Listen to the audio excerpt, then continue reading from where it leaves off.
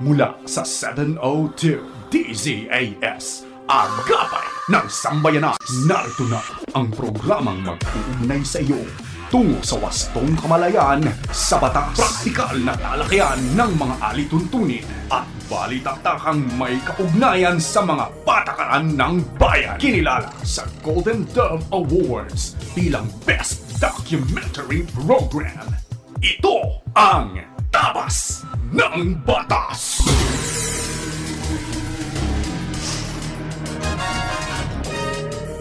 Isang magandang Sabado na umaga sa iyo na nakikinig sa anumang bahagi ng Pilipinas, Luzon, Visayas, Mindanao at sa iba pang bahagi ng mundo.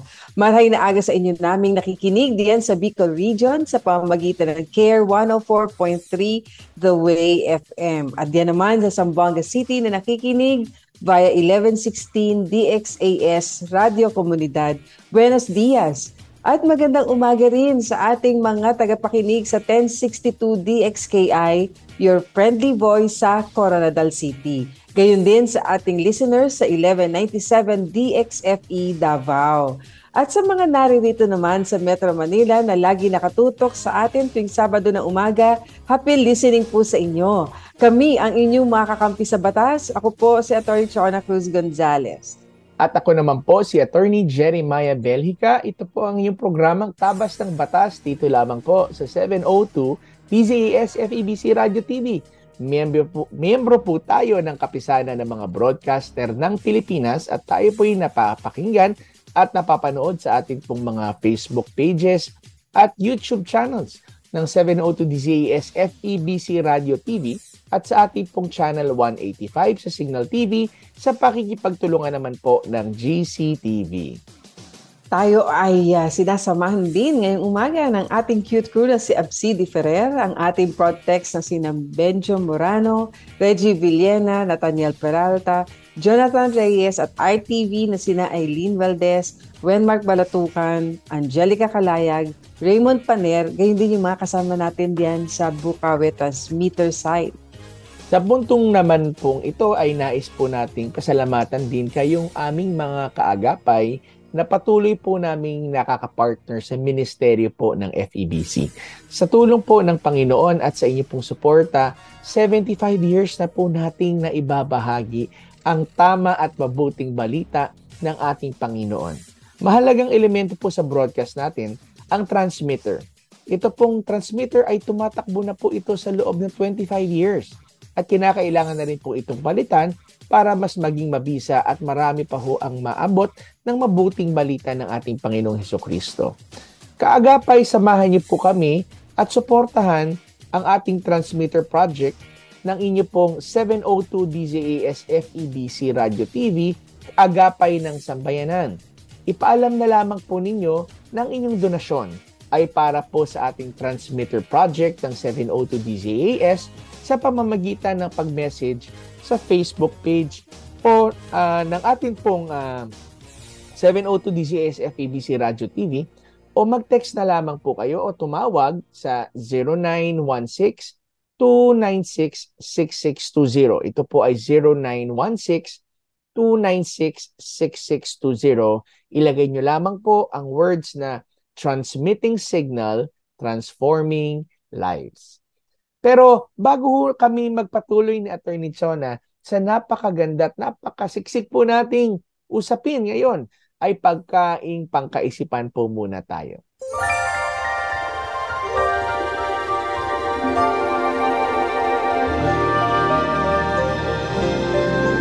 Ito po ay hango sa 2 Corinthians 5:17 na ang sabi po, kaya't kung nakipag-isa na kay Kristo ang isang tao, isa na siyang bagong nilalang. Wala na ang dati niyang pagkatao, sa halip ito'y napalitan na ng bago.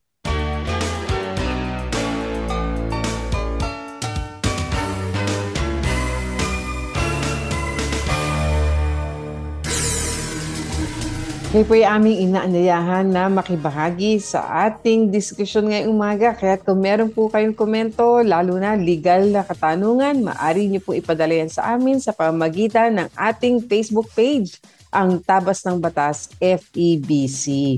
Sa pagbabalik po ng Tabas ng Batas, tutungo na tayo kaagad sa ating unang segment na punto por punto. Kahit wag kayo maglilipat ng istasyon, kami po ay magbabalik kaagad dito pa rin sa inyong paboritong programang Tabas ng Batas. Tabas ng Batas!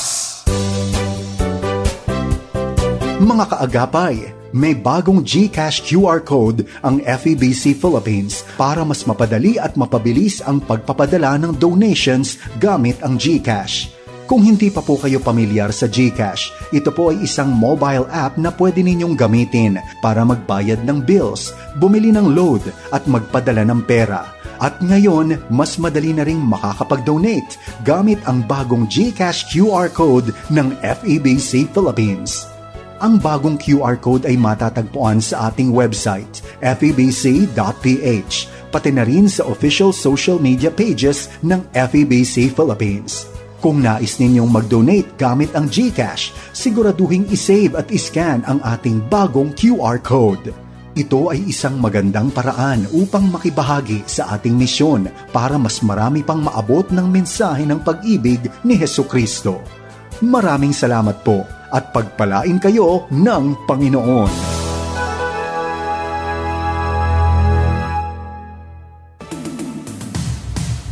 Ipinagdiriwang ang ika-75 taon sa himpapawid sa radyo, telebisyon at social media. Ito ang FEBC Philippines. Ang bawat tagumpay, Diyos ang nagbigay. Kasapi ng KBP, kapisanan ng mga broadcaster ng Pilipinas.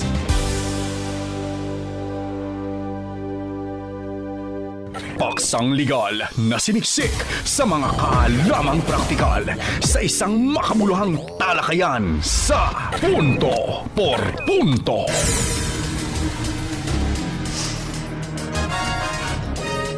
Alright, so tayo'y nagbabalik na muli dito sa ating programang Tabas ng Batas. Ako pa rin po si Attorney Jeremiah Belhica.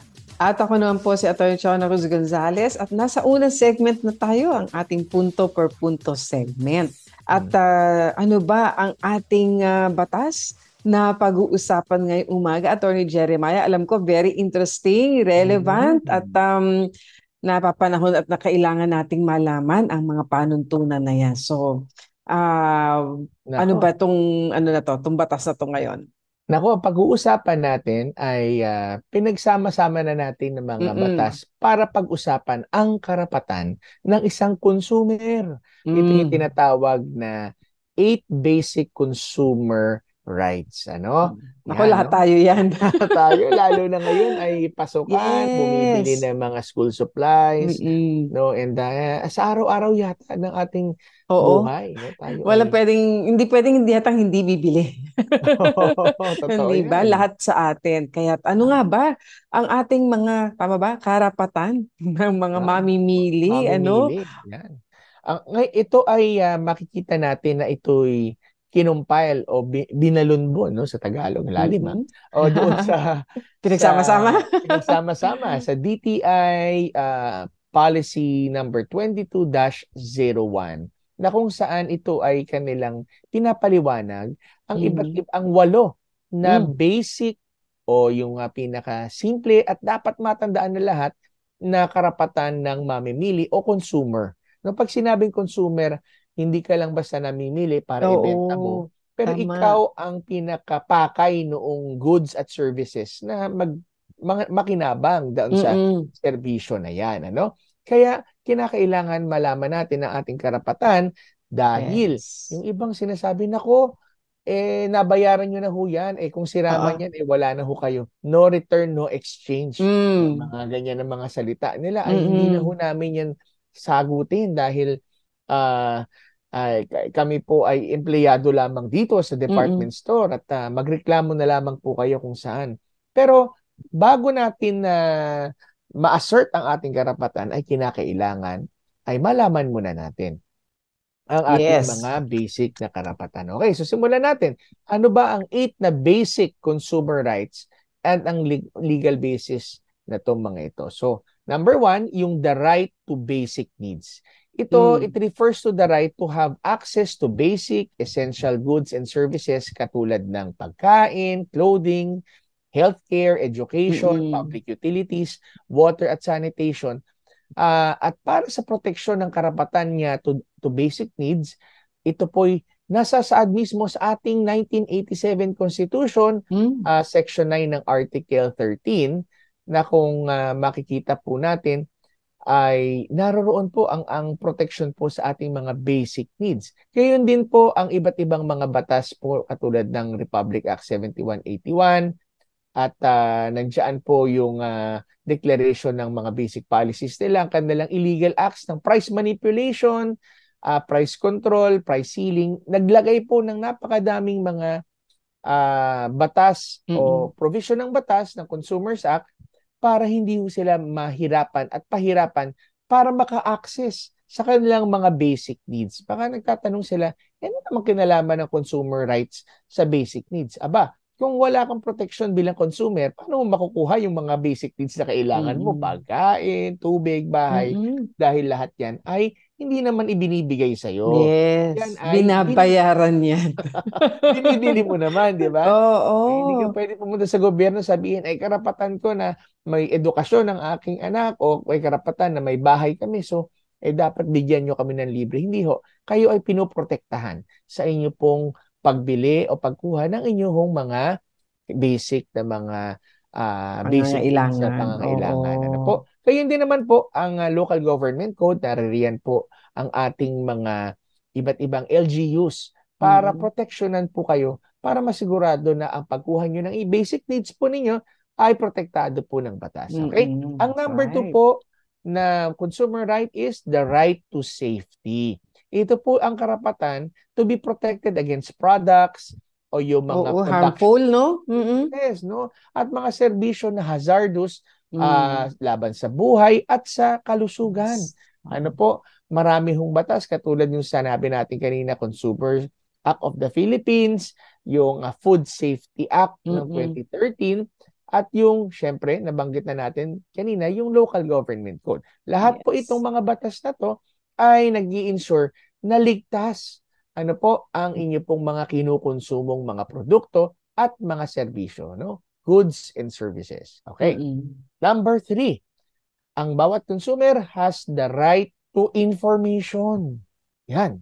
Mhm. Ito naman, ang right to information ay kinakailangan ibig sabihin lang, ang lahat ng consumer ay dapat makatanggap ng mga facts at ng mga impormasyon na kinakailangan para sila ay makapili ng tama. Hindi naman yung Mm-mm. bogus, lokohan, no? Oo. Saka sa Para may gabay lang. gabay, oo. Oo, sa pamimili natin, baka Yes. mamaya yung nabibili natin may, 'di ba? May hazardous Iba ingredient na na 'yan, pala. 'di ba? Oo. Oo. So, kasama dito yung sa right to information na ikaw'y protektahan laban sa dishonest, Mm. misleading advertising and labeling. 'Yon. Mm. Yan, no? Sinasabi dito, pag ito iyong ininom o kinain itong pagkain namin, o kahit sabihin natin itong candy na kahit Mm. hindi ito itong tsokolate namin, ito ay mabuti sa yung diabetes. Kaya Di pala ba? may mga nakalagay ngayon, maski 'di ba, maski sa mga supplements, attorney, 'di ba, lagi sinasabi no No therapeutic therapeutic. claim. Yes. Oo. Kasi hindi Kasi naman kung sila gamot. oo, tama. Yes. So, kaya yung kapag ka meron hong mga claim na juice o hindi naman silang gamot pero they make any claims na sila ay nagpapagaling. So, Mm. pwede lang sabihin nakakatulong para palakasin yung katawan, para labanan ang. Ayun, Mhm. okay, okay ho yan. Pero kung sabihin, gagaling ang iyong cancer, gagaling ang iyong etc. etc. At nakalagay sa label po nung Mm. pagkain, nung juice, ang sabi ho doon, ito po ay nagiging dishonest, misleading labeling. Oo. O kaya dapat no approved therapeutic claim kasi hindi naman siya gamot. So kasama sa mga batas na yan, pa rin yung Consumer Act of the Philippines o yung RA 7394 at syempre ito naman yung RA 10909 o yung No Shortchanging Act ng 2016. Ibig sabihin, hindi yung binili tapos tinimbang ka ngunit kulang. Hindi pala short change, di ba? Hindi lang yung kulang ang sukle, kulang din sa pangako. No? Yes. Okay. Ang number 4 na karapatan ng consumer is the right to choose. This refers naman sa karapatan na ng mga mamimili na to select from a range of products and services na offered at competitive prices with an assurance of satisfactory quality. Mahalaga yan. Ibig sabihin, karapatan pala ng taong bayan na magkaroon ng pagpipilian ng mga produkto na ligtas. No? Yes. Dahil ito ay ito ay nagiging sanhi ng competition sa presyo para pababaan, hindi ho pataasan na, pababaan ng presyo at pagandahan ng quality. Produkto, yes. Produkto, di ba? Mas mahal nga ng konti yung produkto ng kabila, mas maganda naman ang kanilang quality. Kaya ang sinasabi nga ng iba, I just do not buy the cheapest price, but I buy based on quality. Ayan. Correct. Kung meron kang pagpipilian, hindi naman pwede ho na isang produkto lang, wala kang mapagpilian, no? So, kaya ngayon, attorney, kasama na rin yung tinatawag na Philippine Competitiveness Commission, no? Na pinananatili ang kompetisyon at walang manipulya. Manipulasyon, oo, tama yan. Monopoly. At walang monopoly, oo. Okay. Ayan, so nakakaapat na tayo. Anong panglima? Okay. Panglima is the right to representation. This right to have consumer interest represented in making and executing government policies at sa development ng products and services. Ang bawat tao, pwede ho pala kayong maging parte ng polisiya sa pag-guard ng inyo pong interest. No? Pwede kayong lumapit sa DTI at sa ibang ahensya ng gobyerno para mas lalong paigtingin, no, ang mga produkto na inyong tinatangkilik. Number 6, mahalaga, the right to redress. Ito pong ibig sabihin nito, no, ang bawat consumer ay may karapatan po para sa fair settlement of just claims, including compensation for misrepresentation, shady goods at unsatisfactory services. Pwede ho kayo, kasama ho yan sa Consumers Act at inyong karapatan, at pwede ho rin kayong pumunta mismo sa DTI. Ano? Kung ito naman po intellectual property violation, pwede ho kayo sa Intellectual Property Office. Number 7, ang karapatan po ng consumer to education, consumer education, no, na magkaroon ng tamang knowledge at skill para sa tamang pagpili, confident choices sa kanilang goods at services. Kaya po ang FDA, ang DTI ay nagbibigay po ng iba't ibang mga pagpapaalala sa taong bayan. At finally, ito po yung right to number 8, no, right to a healthy environment. Yan. Ito po yung karapatan para mabuhay at magtrabaho sa isa pong environment na hindi po threatening sa well-being ng present at future generation. Ito po ay pinoprotektahan po mismo ng ating konstitusyon at ng ating pong Consumer Act of the Philippines at yung tinatawag na Ecological Solid Waste Management Act o yung RA 9003. So dapat wala mo natin tandaan na ang mga batas na atin mga sinabi, tiniskas at karapatan, at dahil ito pong mga ito ay makakatulong po sa atin, at ito po ang iba pang mga rules and regulations ay maaari pong tingnan ho ninyo sa inyong Consumer Protection Act po natin. No? At sa mga gusto magtanong, pwede ho kayong pumunta mismo sa Department of Trade and Industry. Yan. At may website sila, hindi ba? www.dti.gov.ph. So, lalo na po yung mga detalyado pang mga karapatan nating mga mamimili, ano, ay maganda pong alam natin yan para po naman sa atin din proteksyon. Kaya maraming salamat sa napakagandang pagtatalakay ng mga batas na yan dahil yun naman ang layunin natin, ano, na maipaalam natin sa ating mga taga-subaybay ang mga napapanahon pa rin batas at talagang merong kinalaman maging doon sa ating pang-araw-araw na buhay. Tama. Kaya nga, Kaya pagpatuloy natin, attorney, ating mga napakagandang diskusyon sa pagbabalik po natin. Pakikinggan naman po natin ang isang diskusyon patungkol po sa napapanahong panukalang batas sa pangungunahan ng ating mahusay at pinakamamahal na Attorney Chona. At huwag po kayong aalis, babalik po kami dito sa Tabas ng Batas. Tabas ng Batas! Handog sa inyo ng FEBC Philippines ang Portable Missionary Radio. Ang PM Radio ay naka-pre-tune sa 702 DZAS. Mapapakinggan mo ito saan man naaabot ng ating signal mula sa syudad hanggang sa kabundukan. Pero paano ba makakakuha ng Portable Missionary Radio? Step 1. Mag-donate ng at least 500 pesos sa alinmang official bank account ng FEBC Philippines sa BDO, BPI o Metrobank. Step 2. Isend ang screenshot ng iyong deposit slip sa Facebook Messenger ng FEBC CCRD. Step 3. Hintayin ang screenshot ng iyong official receipt. Ipapakita ninyo ito sa partner bookstore para makuha ang iyong PM Radio.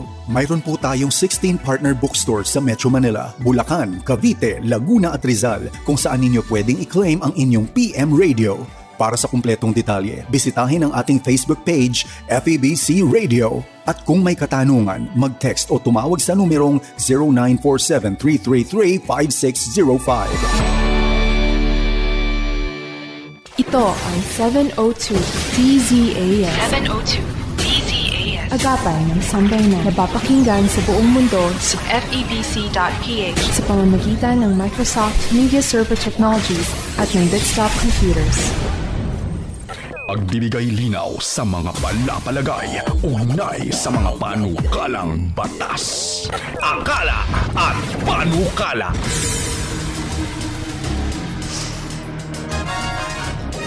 Okay, so tayo po'y nagbabalik na muli dito sa ating programa, Tabas ng Batas. At ngayon ay dadako na tayo sa isa pang napapanahong panukalang batas. Attorney, ano ba ang ating pag-uusapan ngayon? Talaga napapanahon at may connection din sa ating mga consumers, sa ating mga mamimili. Ito pinapanukala na Senate Bill number 2407 ay may kinalaman naman sa pagbabawal sa money mules and other fraudulent acts committed involving financial accounts. So, dito napapasok yung ating yung mga online transactions, yung ating mga banking transactions na nitong mga nakaraang mga buwan at mga linggo, lalo na nga nang nagpandemya tayo nag-migrate into sabi natin cashless transactions and at online digital transactions. Medyo meron pa rin tayong mga kababayan na nag-migrate din doon at sila ay gumagawa rin ng mga hindi magandang gawain. Kung kaya, ang sabi rito sa explanatory note, yung COVID-19 pandemic highlighted the significance nga of cashless transaction na pwede pala na by just one click makakabayad ka na ng bills mo, makakabili ka, etc. So, with the convenience and ease of being able to shop, to pay bills, conduct financial transactions anywhere, more and more Filipinos are expected to rely more on digital financial services such as online banking, digital banking, electronic wallets, and in fact sa ibang bansa, hindi ba, attorney, meron na talagang at malawak na ang kanilang cashless transactions. Yeah. Hindi mo na kailangan magdala ng paper bills or coins to buy goods and services. So ang Bangko Sentral ng Pilipinas 2021 demand side data shows that an 80% increase in the number of internet mobile phone users na gumagamit daw ngayon ng digital financial services from 12% in 2019 to 60% in 2021. Of course, pandemya naman kasi hindi tayo makalabas, hindi ka makatransact on-site, kaya online na lang, hindi ba? So, meanwhile, ang BSP's 2021 Financial Inclusion Survey indicates that e-money accounts rose to 60% or rather 36% in 2021 from a mere 8% in 2019. So, ang laki ng pag-angat niya, With the rapid growth and popularity of digital financial services, the rise of financial-related cybercrimes followed. Kaya nga sabi, ganun din ka sophisticated yung mga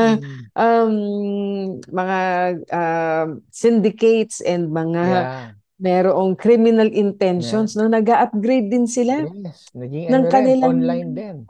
ng kanilang Online skills. din. So ang sabi rito, cyber criminals started taking advantage of the technology to transfer illicit or stolen funds across digital financial services, stealing vital information about account holders and taking over their accounts, or enticing account holders with gifts or incentives with the goal of covertly committing financial crimes. Kaya again, ito, samantalahin natin pagkakataong magbigay pa rin po ng paalala sa ating lahat kasi meron pa rin mga nasa balita na nakakatanggap kasi bagamat ito nga, natapos na yung registration ng mga SIM cards. And yet, nakakatanggap pa rin tayo, hindi ba, ng mga scams, ng mga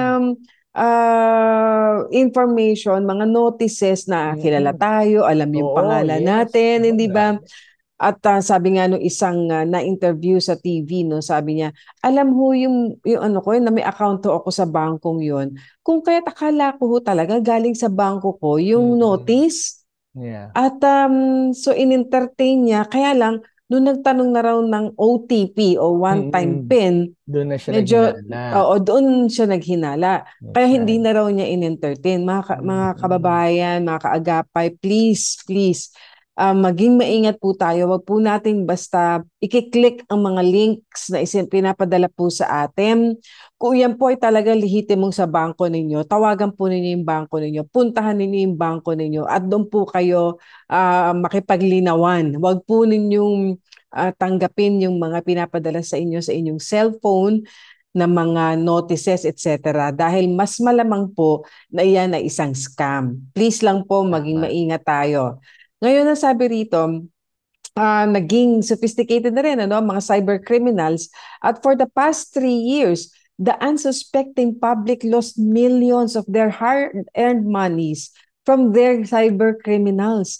And a number of notable cases include the Mark Nagoyo scam, according dito sa explanatory note yan ng mababatas natin, in which 700 BDO Unibank customers' accounts were hacked in the late 2021.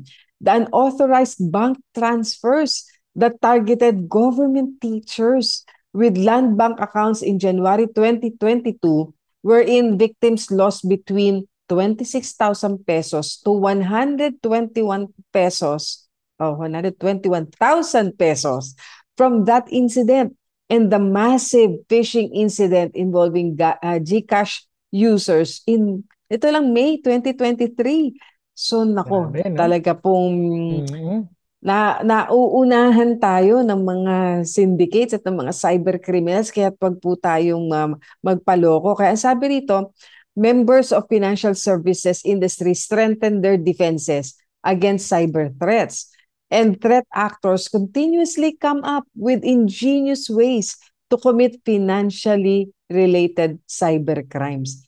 Yun na nga mas lalong nagiging creative, yung mga kababayan natin, ilan lang naman yan, pero mas nagiging creative sila kung paano makapangloko, kung kaya tayo po ay mas lalong maging wise at maging maingat, kaagapay. Kaya sabi rito, making use of money mules and social engineering schemes to create layers of distance between victims and criminals, thereby making it harder for law enforcement to accurately trace money trails. Tamo nga, nagiging yung kanilang kaalaman imbis na gamitin sa kabutihan at sa ikabubuti ng ating pamayanan, ng ating lipunan at bansa, syempre, ay ginagamit para sa mga pansariling mga kapakanan at di bali nga kung sariling kapakanan lang pero sa ikapapahamak naman ng mas nakakarami. Kaya hindi maganda,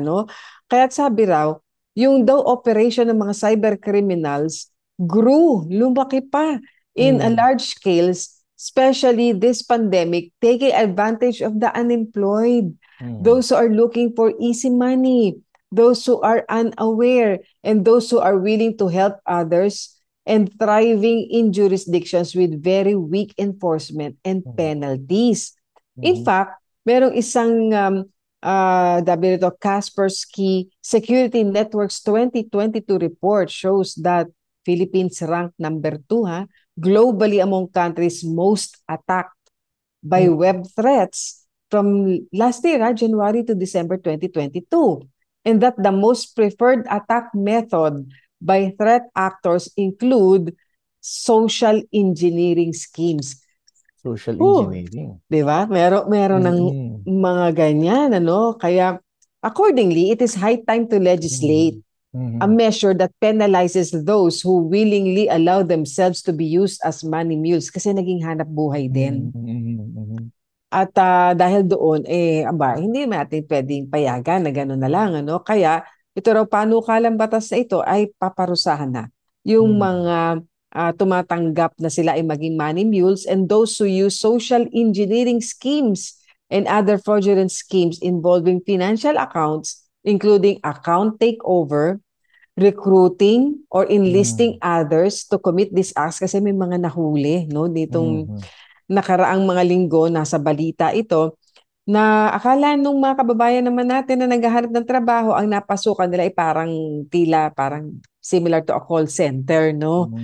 Yung pala, mukhang mga nanloloko na, nangi-scam na sa through online.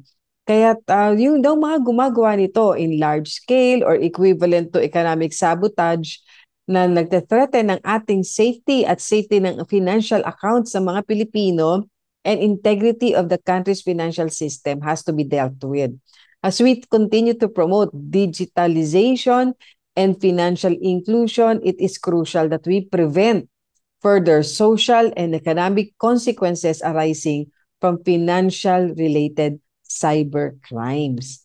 So, basically, yan yung nilalaman nitong panukalang batas na ito, napaparusahan na yung mga nangi-scam, yung mga gumagamit ng mga digital platforms para makapangloko ng ating mga kababayan. So, ano ang iyong comment dito, attorney? Oo, kasi yung iba kasi nag-iisip, ano ba yung money mule? Hayop ba to? Kasi, di ba dati naririnig natin may mga drug mules? Ngayon, money mules. So, bigyan lang natin ng definition, kasi binigyan dito. It refers to any person who obtains, receives, acquire, or transfers, or withdraws money, funds, or proceeds derived from crimes, offenses, or social engineering schemes, and those who commit yung mga acts na in-enumerate dito sa panukalang batas na ito. So, nagpapagamit ka, in other words. Ibig sabihin, ikaw yung naglilipat o ikaw yung naggagalaw ng isang illegally acquired na pera in behalf ng isang tao na talagang nagmamastermind yan. So, kaya yan ang trabaho ng mule, di ba? Parang ikaw ang sinasakyan para hindi naman ikaw ang gagawa ng krimen, ikaw lang yung ginamit. Kaya pero ito ay meron bahagi ka. Bahagi na rin. Dahil kung merong nakuhang pera dahil sa mga panlolokong ito, parang siya naman ang gagawa ng paraan na ito ay in a sense, maitago dahil ililipat-lipat niya ng accounts marahil yan sa iba't ibang mga tao, etc. Para ba, alam mo, yung medyo mahirapan, matagalan na ma-uncover, madiskubre at makuha, mapanumbalik ulit yung mga nanakaw ng mga pera na yan, doon sa mga fraudulent transactions. So, ingat po tayo. At the same time, ay ating pong ninanais din na magkaroon po tayo ng gantong batas na tinatawag na Anti-Financial Account Scamming Act sa lalong madaling panahon. So tayo po ay magpo-pause for a break at sa ating pagbabalik, dadako na tayo kaagad sa ating blockbuster segment, ang Payo de Asunto. Kaya wag po kayo maglilipat ng istasyon, magbabalik kami kaagad sa ilang sandali lamang. Tabas ng Batas! Puno na ba ang inyong mga piso para sa Radyo Coin Banks? Maaari na po itong ibalik at kumuha na ng panibago sa mga sumusunod na bookstores, drop-off centers, branches.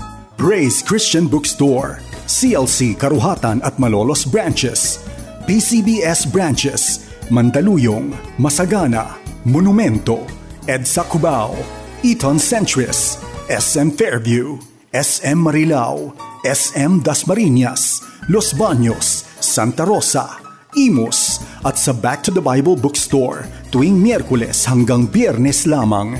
Para sa paraan kung papaano ipapadala ang inyong naipon na coin bank through bank deposit o GCash at iba pang katanungan, mag-text o tumawag sa 0947-333-5605. Maraming salamat sa inyong pakikibahagi sa gawain ng Panginoon sa radyo. 702 DZAS FEBC Radyo TV Radyo TV Agapay ng Sambayanan.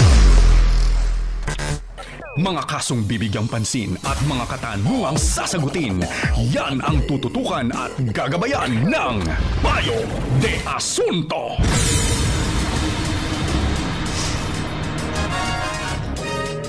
Alright, so tayo po ay nagbabalik dito sa ating programang Tabas ng Batas at narito na tayo sa ating blockbuster segment na Payo de Asunto na kung saan susubukan po namin ni Attorney Chonang sagutin ang iyong mga katanungan.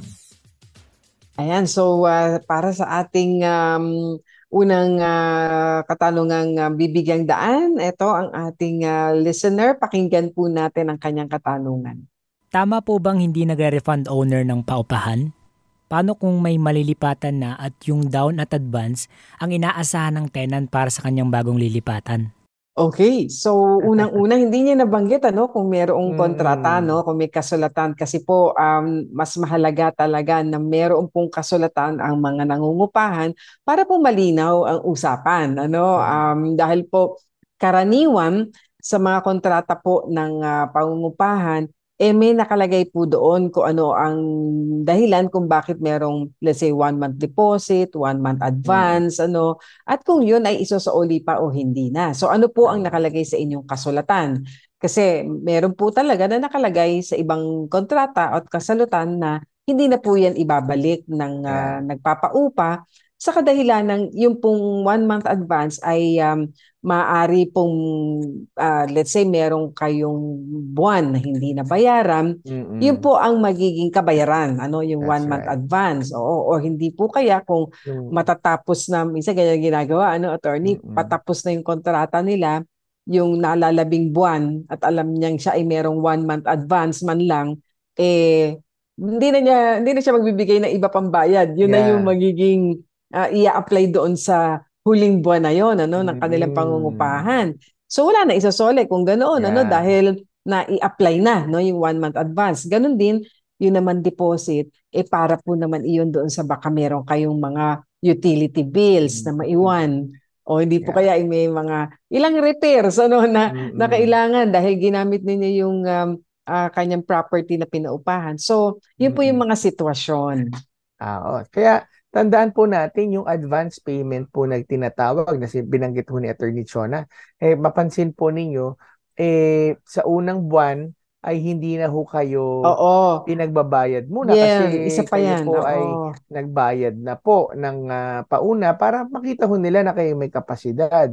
Pero normally po, pag tinatapos po hanggang katapusan ng kontrata, kayo nagbabayad ng tinatawag na inyong monthly na rental. Subalit, sabi nga ni attorney, meron kang kadalasan na deposito na pwede mo namang gamitin. Pero pwedeng gamitin nung nagpapaupa kung meron mga repairs, meron nasira, o hindi ninyo nabayaran yung katapusan ng inyong upa, pwede nilang gamitin yan. Subalit, yung tinatawag ho natin na ibinabalik ho sa inyo, ay ito po ipag natapos ninyo ang kontrata. Pero kung hindi po ninyo natapos ang kontrata, ito po yung kadalasan sa mga kontrata ay meron pong penalty clause na kung saan fino-forfeit. Yung inyo pong mga pre-terminate, pre-terminate ka. Pero kung ang pre-termination po ay kadahilanan po noong nagpapaupa, ay dapat ho ibalik ho sa inyo yan. Hindi ho namin alam ni Attorney Cho na alin po doon Oo, yung sa mga scenario sitwasyon. na yan. Ano po? Pero kung natapos mo naman ng maayos at wala ka namang repairs, wala kang utang na Mm-mm. kinakailangan bayaran, dapat hong ibalik ho sa inyo ng nagpapaupa yan. Pwede ho kayo Oo. magpadala ng demand letter sa kanya. Granting na wala sa kasulatan po, malinaw na Yes. magsasoli siya. Oo, kasi napakahalaga noon. Okay, so meron pa tayong isang listener na nagpadala ng kanyang katanungan. Pakinggan natin to. Namatay po ang uncle ko na walang asawa at anak. May lupa po siya. May right po ba mga kapatid niya, nephew and nieces sa lupa? Salamat po.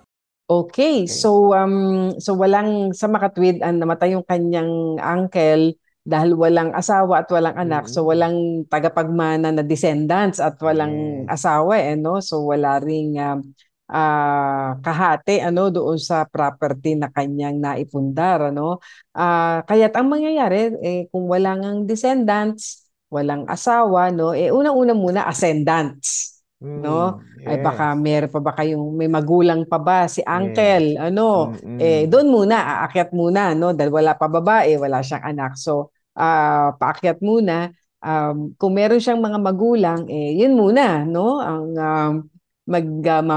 magmamana. At kung wala naman tsaka tayo pupunta sa collateral relatives sa tinatawag So diyan papasok yung mga kapatid niya na siyang magmamana. At nabanggit niya nephew and nieces. Actually, hindi pa yung nephew and nieces dahil buhay pa yung granting, buhay pa yung mga kapatid, walang ascendant, wala ring descendant, mga kapatid na magmamana. So yung mga siblings, yung mga kapatid muna ang magmamana. Pinakamalapit muna. Yes, ganun Pero kung wala na yung kapatid, pero yes. yung pinakamalapit na is yung niece and nephew, nephews and nieces, syempre yung nephews and nieces na will step into the position ng mga kapatid ni uncle. Nung kapatid ng yung kanilang magulang na kapatid ng kanilang nasirang uncle or auntie. So, ayan po ang ating up to the share lang, di ba? Ng let's say kasi depende kung si uncle meron lang 2 kapatid for example, at yung isa marahil namatay, let's say, di yung mga anak naman noon ang, di ba? Magre-represent do sa share ng isang kapatid na yun, uncle. Kapatid. Okay. So, yun po. Anyway, so meron tayong pang katanungan, sabi niya. Ito, medyo may kahabaan siya, pero ito lang nais niyang ihingi ng payo sa atin. Dahil meron daw nanloko sa kanya. Sabi niya, tungkol po doon sa van na pinagawa sa mekaniko, more than 60,000 na ang nakuhang pera sa akin. Pero hindi po naayos yung sasakyan at wala pong mga resibong ibinibigay. Nakapag-usap na kami sa barangay ng 3 beses at nakarating na rin po sa pulis. Matapos po noon, binigyan ako ng certification upang sampahan na ng demanda. Nakiusap po yung mother noong mekaniko na ibibigay na lang sa akin isa sa ole yung nakuha ng anak niya katapusan ng February. At dumating po ang takdang oras. Yung ama naman ng mekaniko ang nakiusap sa akin na sila naman ang mag-aayos ng van ko. So pumayag po ako. At dahil nga marunong naman talaga sa sasakyan yung ama nung unang mekanikong kinausap ko, pumayag na po ako. Nangako po, March 15, ibabalik yung sasakyan ko na umaandar. Pero hindi rin po nangyari. Nagpunta po kami at nakita namin di naman po inaayos. Pangako lang ng pangako. Nung pagbalik ko po, ang gusto na lang daw, ipalit yung kanilang van sa van ko. So swap na ngayon. Swap na. Swap na. So, gusto ko daw ipalit na lang. At pumayag naman ako kasi sabi nila nadadala raw sa Bicol yung van nila. So pumayag siya dahil lang sa salita wag po tayong kaagad maniniwala. So pumayag siya para magamit nga daw niya every Sunday, pero yung aircon pansamantala lang, matigas daw yung manibela at tumutulo yung langis. In other words, defective yung van na sinwap sa kanya. At hinatid daw sila sa church nung nakaraan, sira rin yung aircon, dinala na naman ulit nila, binalik nila doon sa talyer. at pinabibili sila ng gamit, doon niya nakita, no? O nakita ng anak niya at mga pamangkin na yung palang van niya, binaklas na. Hmm. At tila ang pakiwari niya, nagka-interest na doon sa kanyang van. Kaya pinag-swap yung lumang van ng mekaniko. Ang tanong niya, pwede ko bang kunin ulit yung van ko at ibalik na lang sa kanila itong van nila na sinwap sa akin? O sila ang bibili ng materyales ng van na pinagpalit sa akin para po magawa? Yan. Ano yan, tandaan muna natin, lagi sinasabi namin ni Attorney Chona, siguraduhin po niyo malinaw ang inyo pong usapan, ang inyong agreement, at ito po ay nakalagay mismo sa isa pong kasulatan. Ano po, kasi po yan ho ang babalikan niyo, sino ba ang may-ari ng alin, at ano ba ang responsibilidad ng mga partido. So mukhang ito ay, kung base lang dun sa kanyang pinadala sa atin na katanungan, ay parang walang kasulatan, ano? Wala, Usapan lang. oo. So, kung wala hong usapan, bagamat mukhang talagang nagkapalitan na kayo ng sasakyan, pero hindi pa rin malinaw, ano ba yung palitan ninyo ng sasakyan na yan? Kasi, ito ba may dokumento ba, no? May dokumento ba? Ito ba inilipat na ho sa inyo? At sino ho na ho ba ang registered owner ng inyong dating sasakyan? At itong sasakyan na iginagamit ninyo? Dahil, kung wala ho kayong kontratang napirmahan dyan at yung inyo pong ginagamit na sasakyan ay nakapangalan pa rin ho doon sa dating may-ari at yung sasakyan ho na dati ninyong pagmamay-ari na mukhang kinatay na ang tawag nila dyan, ay tinanggal na, ay nananatili pong kayo ang may-ari noong nakarehistro sa inyong sasakyan. Ganon din po yung tao po na may nakarehistro doon sa sasakyan na inyong ginagamit. Sila po ang nananatiling may-ari po niyaan. Kaya ho siguro, dalawang bagay, attorney, na pwede nilang gawin. It's either pag-usapan nyo na lamang ho na maayos at linawin po ninyo. Pwede naman magagawa pa rin kayo ng kasulatan kahit nangyari na yan para maging malinaw. Or kung hindi naman ho, katulad ng sinasabi niyo, pwede nyo hong i-assert din na kayo pa rin ang may-ari ng sasakyan na pinagawa ninyo at nakarehistro pa rin po sa inyo yan. At ito po pwede ho ninyo sigurong hingin na ayusin ho yan, i-restore sa dating kalalagyan. Pero baka mahirap na baka kung pwede, ayusin na lang yung inyong sasakyan na ginagamit dahil kumbaga sabi, how can you unscramble a scrambled egg? Parang gano'n na nangyayari dyan ngayon. At mainam siguro para mapilitan na hindi ba magkaroon na ng isang formal na kasulatan patungkol yan, magdi-demand na rin sila dyan. Demand, yes. Oo, no? Kayo po, kung nasa ganyang sitwasyon na yun nga, hindi na maibabalik yung talagang sasakyan ninyo. Kaya lang, ang hirap din ng sitwasyon dahil wala siyang nabanggit kung naisali na ba niya, no? Oo, yung pagmamay-ari ng van niya doon sa mekaniko, no? Dahil kailangan po kasi yan, meron deed of sale at itatransfer sa kanila, no? Kasi po insofar as the LTO is concerned, pangalan pa rin po ninyo ang nakalagay sa rehistro ng sasakyan na yun na binaklas na, no? Kaya yun, at ito namang ginagamit ninyo, hindi naman po nakalagay pa sa pangalan ninyo ang rehistro. So, technically, hindi rin po sa inyo yan, ano? Medyo, ang isang ma-advise po natin, moving forward, bagi sa ating mga taga-subaybay, wag po kayo agad basta papasok na lamang at papayag doon sa mga ganitong kasi nagsanga-sanga na, no, yung usapan nila. Una, ibabalik na lang yung 60,000, biglang 'di ba is naging swap na. Wala naman po kayong kasulatan. Tuloy hindi malinaw ano po ba talaga ang pinagkasunduan ninyong arrangement, ano?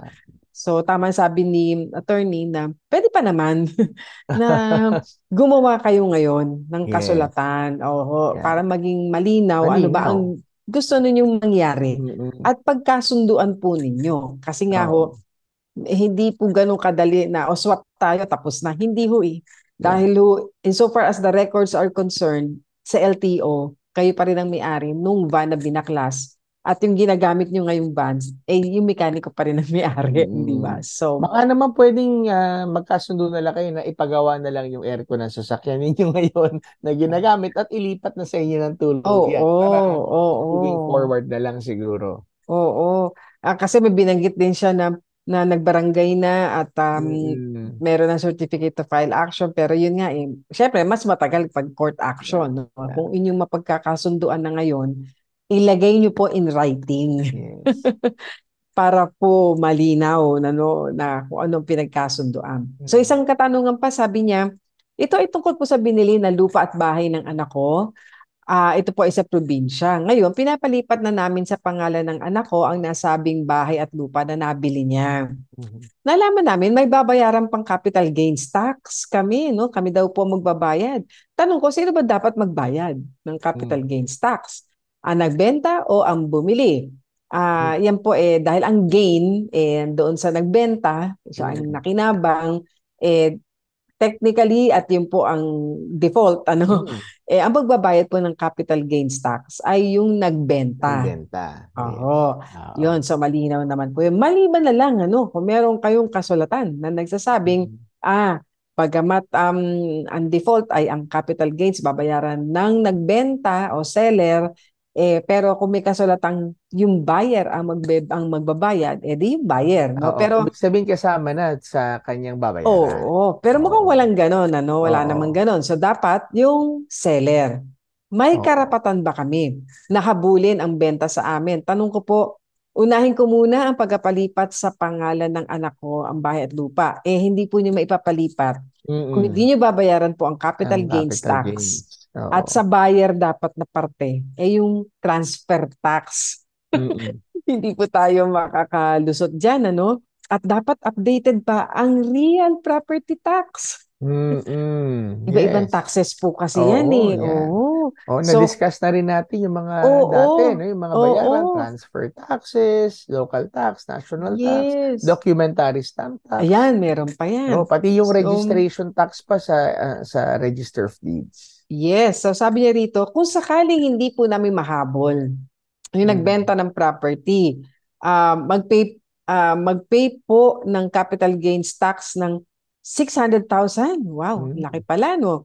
Anong dapat namin gawin kung sakaling hindi namin mahabol ang nagbenta? Anong paraan para maka-discount kami sa babayaran? Siyempre po, kailangan mag-demand kayo. May demand letter doon sa seller na siya ang magbayad ng capital gains tax. Kung hindi po nakasaad doon sa inyong kontrata sa deed of sale, kung sino ang magbabayad noon, siya dapat yon. So demand letter. Tapos po, yun, nawa po mula sa demand letter, siya ay mag-respond, no? Yes. At yung kanyang obligasyon ay kanyang gampanan, bayaran niya yun. Ngayon, kung sakasakaling hindi po, for the benefit ng inyong anak, at maisali na niya ang kabuang karapatan doon sa property na yun, sa transfer yung title sa kanya, syempre, settle mo lahat ng taxes. Tama. Ngayon, may discount ba, attorney? Ang capital gains tax po ay isang flat rate na 6% po ng purchase price.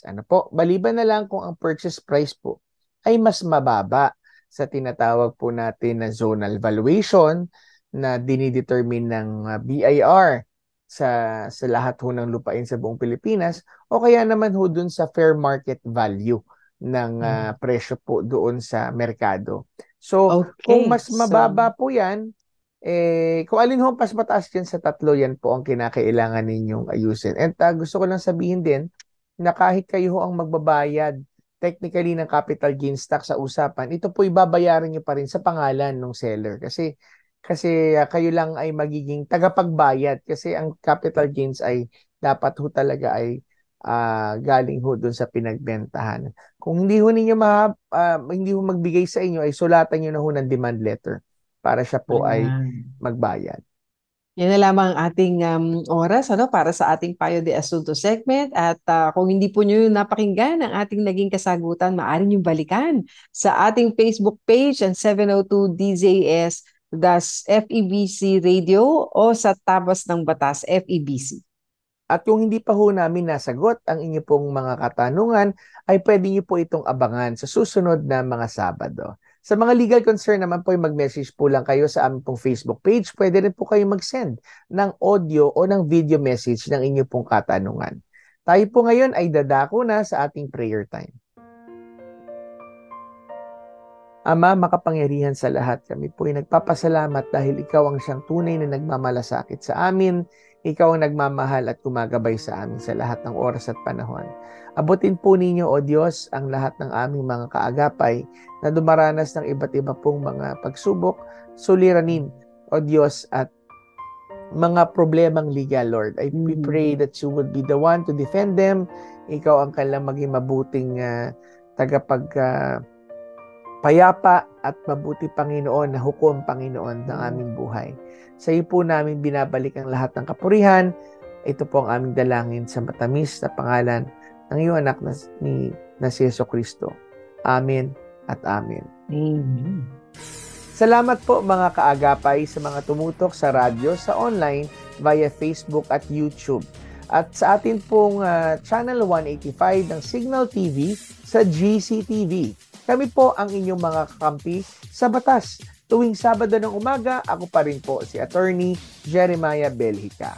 At ako naman po si Attorney Chona Cruz Gonzalez na nag-aanyaya sa inyong lahat na samahan kaming muli sa susunod na Sabado sa parehong oras at himpilan. Kaya't lagi po dating tatandaan, kung uunawain at susundin, kakampi mo ang batas.